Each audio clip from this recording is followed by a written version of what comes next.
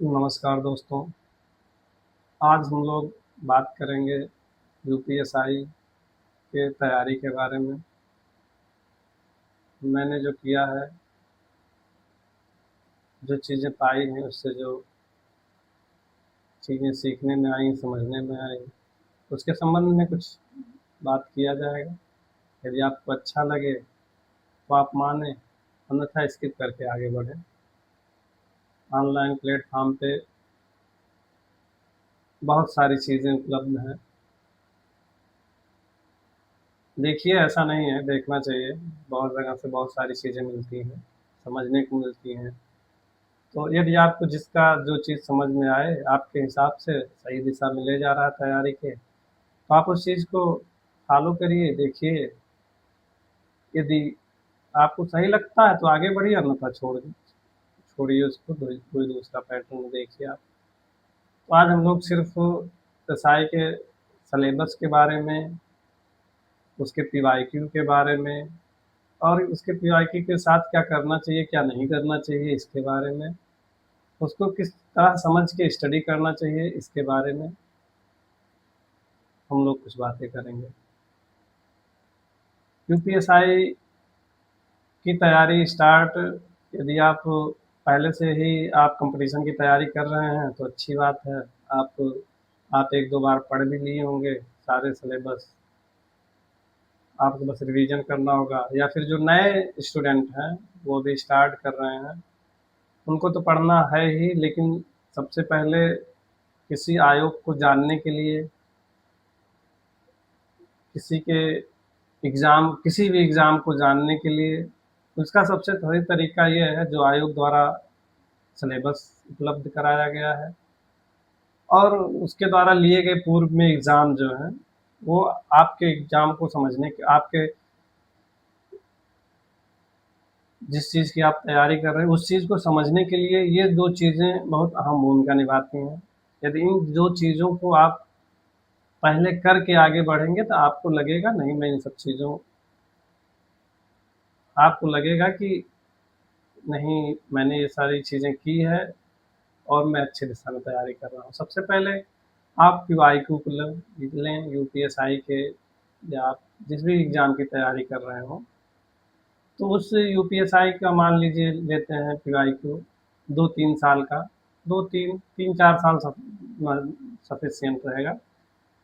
3-4 सालों का पीवाईक्यू आप सॉल्व करना शुरू करिए, और सॉल्व करते समय, हाँ, और एक बात, सिलेबस आपको याद होना चाहिए। 1 2 3 4 बार पढ़ा हो, याद ना हो, कंठस्थ ना हो, लेकिन ये चीज़ें पता हो कि हाँ, ये चीज़ है सिलेबस में।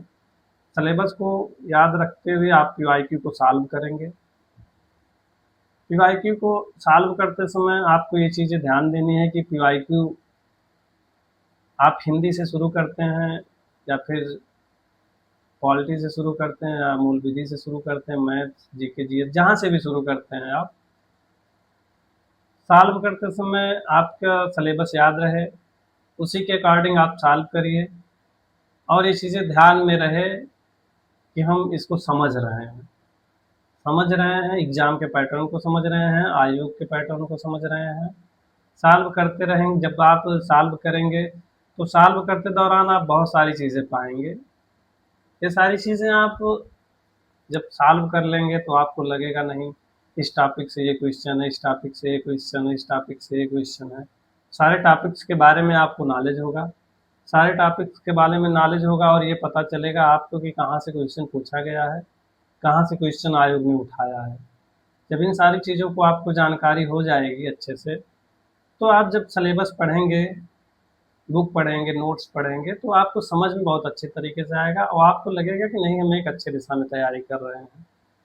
और आपको बाय अकॉर्डिंग सिलेबस और पीवाईक्यू के हिसाब से ही पढ़ना है, ना कि जो है आप कहीं भी शुरू हो गए पढ़ना, बीच से, किनारे से, पीछे से, कहीं से भी शुरू हो गए पढ़ना। यह तैयारी का अच्छा तरीका नहीं है। तैयारी का सबसे बेस्ट तरीका यही है, पीवाईक्यू को आप एनालिसिस करिए, सिलेबस को एनालिसिस करिए, सॉल्व करिए, उसके बाद उस पर आगे बढ़िए। उसके आप सॉल्व करते समय इन सब चीज़ों का ध्यान रखें कि किस टाइप का क्वेश्चन है, इसका नेचर क्या है, कहाँ से पूछा गया है, किस किस टॉपिक से कितना क्वेश्चन पूछा गया है और कैसे क्वेश्चन बना है। इन सब सारी चीज़ों को ध्यान में रखते हुए सॉल्व करें, ना कि ऐसे सरसरी निगाह से सॉल्व करें। और एक महत्वपूर्ण बात ये है, आप ऑनलाइन से बेटर है यदि आपको ऑनलाइन क्यू मिल जा रहा है। ऑफलाइन यदि आप सॉल्व करेंगे तो उसको उस बुक को आप अपने हाथ से सॉल्व करेंगे तो आपको महसूस होगा कि अच्छा फील होगा कि नहीं, बुक मेरे सामने, मैं इसको सॉल्व कर रहा हूँ और उस पे आपका दिमाग वर्क भी करेगा।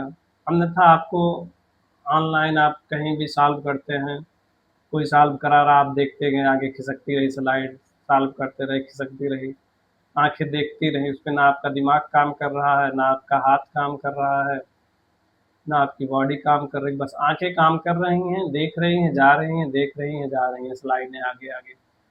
इससे अच्छा है आप ऑफलाइन प्रैक्टिस सेट लें, वो सॉल्व करें, वो चीज़ें ज़्यादा आपको समझ में आएंगी। हाँ, जब ये सारी चीज़ें आपको समझ में आ जाएं तो ऑनलाइन यदि आप लिए हैं किसी का सब्सक्रिप्शन या जो भी है यूट्यूब से जहाँ भी, तब आप इन सब चीज़ों को वहाँ दोबारा एनालिसिस आप देखेंगे तो नहीं कर समझेंगे आप, नहीं यहाँ ये क्वेश्चन आया था, ये मैंने सॉल्व किया था, वो और चीज़ें बैठ जाएंगी।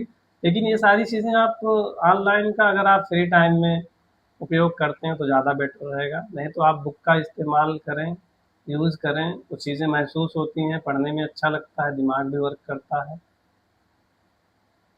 क्योंकि आपको पढ़कर ही सॉल्व करना है, ना कि ऑनलाइन आया, देखे, किसी ने टिक लगा दिया और आगे बढ़ गए।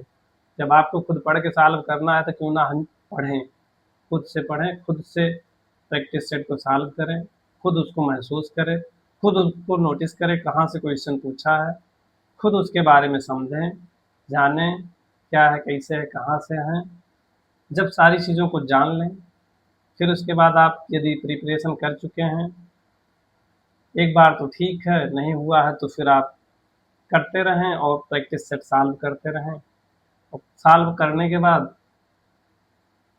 पीवाईक्यू आप जो है मार्केट से एक प्रैक्टिस सेट लेते आइए, 20-30 प्रैक्टिस सेट जो भी रहे, उन सब चीज़ों को सॉल्व करिए, देखिए कहाँ गलतियाँ हो रही हैं। इन सब चीज़ों को सॉल्व करने के दौरान एक चीज़ रहे जो एनालिसिस पे उसके सॉल्व में पीछे या आगे जहाँ भी दिया रहता है, उन सब चीज़ों को अन्य पार्टों पर भी ध्यान दें। इसमें जो मान लीजिए विकल्प ये सही है, एक के अलावा जो 3 विकल्प रहता है और उसमें दिए रहते हैं, तो उस सब चीज़ों पर भी ध्यान दें, उससे आपको एक समग्र तैयारी होती है। तो ये सारी चीज़ें यदि आप ऑफलाइन प्रैक्टिस सेट ला के कर रहे हैं तो आप कई बार इसका रिवीजन कर सकते हैं, एनालिसिस कर सकते हैं। प्रैक्टिस सेट का तभी कोई मतलब है जब आप उसका अच्छे से एनालिसिस किए, नहीं तो आप करके छोड़ दिए, गलतियाँ कहाँ हुई, हमने कहाँ गलतियाँ की, तो उसका कोई मतलब नहीं रह पाता है। दूसरी बात, ऑनलाइन प्लेटफॉर्म के उपयोग के बारे में, यदि आप तैयारी कर रहे हैं, आपको सिलेबस याद है, आपने पीवाईक्यू सॉल्व किया है, कहीं आप सफ़र में हैं, कहीं बस में हैं, ट्रेन में हैं, घर पर हैं, खेतों में गए हैं, कहीं भी आप काम कर रहे हैं, 10-15 मिनट 20 मिनट निकाल के आपको सिलेबस याद है, सिलेबस का पैटर्न याद है, एग्ज़ाम का पैटर्न याद है, तो आप एक सेक्शनल उसमें निकाल के आप उस चीज़ को सॉल्व कर सकते हैं और उसका 10-15 क्वेश्चन सॉल्व करके आप उसका एनालिसिस कर सकते हैं। ये सारी चीज़ें एक दिन की नहीं है, डेली बाय डेली की चीज़ें हैं। जब आप करेंगे एक 1 महीना, 2 महीना, 3 महीना, तो आपको लगेगा हमने नहीं, बहुत सारी चीज़ें सीख ली हैं, बहुत सारा प्रैक्टिस कर लिया है, तब आपको अच्छा फ़ील होगा। और एक बात, आप सिलेबस को सबसे पहले या तो नोट कर लीजिए अपने नोट्स में या फिर उसका पीडीएफ निकाल लीजिए, उसको अपने सामने रख लीजिए या फिर याद कर लीजिए। रखना बेटर रहेगा, आप रख लीजिए, आपके पास रहेगा सिलेबस, आप जो टॉपिक पढ़िए, 1 दिन 2 दिन में जो भी टॉपिक है ख़त्म हो जाए उस पे आप टिक कर लीजिए कि मैंने एक बार ही पढ़ लिया। हिंदी का एक टॉपिक पढ़े तो उस पे टिक कर लीजिए, मैथ का एक टॉपिक पढ़े उस पे टिक कर लीजिए, जीएस का एक टॉपिक पढ़े उस पे टिक कर लीजिए। और एक चीज़ है, आप जो पढ़िए उसको कंटिन्यू, मतलब कि जैसे आप जीएस का उठाए तो जीएस का 5 6 7 8 9 10 दिन में, जब भी आपका 15 20 दिन जो भी टाइम लगे उसको ख़त्म करिए और वो अपने सिलेबस में टिक लगाते रहिए। दूसरी चीज़, आप जो है हिंदी उठाएं, हिंदी को आप पहले टॉपिक से लेके सिलेबस के अंत के टॉपिक तक आप पढ़िए उसको। ये नहीं आज एक टॉपिक पढ़े कल दूसरा पढ़े परसों तीसरा पढ़े फिर छोड़ दिए, नहीं, इससे आपका सिलेबस कवर नहीं होगा।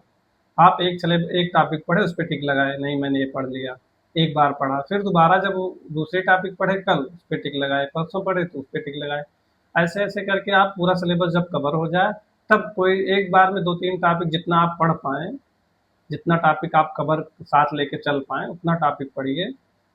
मैथ का भी वही है, जो आपको लगे कि नहीं ये टॉपिक हम एक दिन में 2 घंटा पढ़ लेंगे, 2 2 घंटा सबको दे देंगे, तो आप 2 2 घंटा पढ़ के वो कंटिन्यू वो पढ़ चलता रहे, ना कि आज हम हिंदी पढ़ ले कल मैथ पढ़ ले परसों जीएस पढ़ लें नर्सों रीजनिंग पढ़ ले। इस तरह से आप करेंगे तो आपका सिलेबस कंप्लीट नहीं होगा, कंप्लीट नहीं होगा तो आपको कॉन्फिडेंस नहीं आएगा, कॉन्फिडेंस नहीं आएगा तो एग्ज़ाम हॉल में बैठने पे आपको डर फील होगा, डर फील होगा तो आपका एग्ज़ाम बढ़िया नहीं जाएगा, एग्ज़ाम बढ़िया नहीं जाएगा तो फिर आपको निराशा लगेगी, फिर आप दोबारा वही सारी चीज़ें स्टार्ट करेंगे। तो इन सब चीज़ों को आप अच्छे से कर लें तो सबसे बढ़िया तरीका है आप सिलेबस को नोट करके उस सिलेबस को कवर करिए और जितनी बार आप कवर कर पाइए, एक बार 2 बार 3 बार 4 बार, जितनी बार आप बार बार पढ़ेंगे उतना ही आपका मजबूत होगा, गलतियाँ कम होंगी।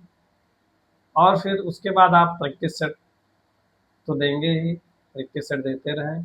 प्रैक्टिस सेट देने से ये होता है कि आप गलतियाँ कम करते हैं, नहीं तो आता हुआ क्वेश्चन भी जब गलत हो जाता है बहुत दुख होता है। यही सब चीज़ों को यदि आप लेके चलेंगे तो बेहतर कर पाएंगे हमें लगता है। बाकी आपको यदि अच्छा लगे तो फॉलो करें, अगर आपको ना अच्छा लगे, आपको लगे कि गलत बता रहे हैं, ये उनकी बातें गलत हैं, तो ऑनलाइन बहुत से प्लेटफॉर्म पे उपलब्ध हैं, आप किसी और का देखिए उनको फॉलो करिए, लेकिन आप पढ़िए, अच्छा पढ़िए, सही दिशा में पढ़िए, आप सिलेक्शन पाइए। ये ज़रूरी है ना कि कौन क्या बता रहा है क्या नहीं बता रहा है, कैसे पढ़ें क्या पढ़ें, ये सारी चीज़ें बताने को बहुत लोग पढ़ा बता रहे हैं।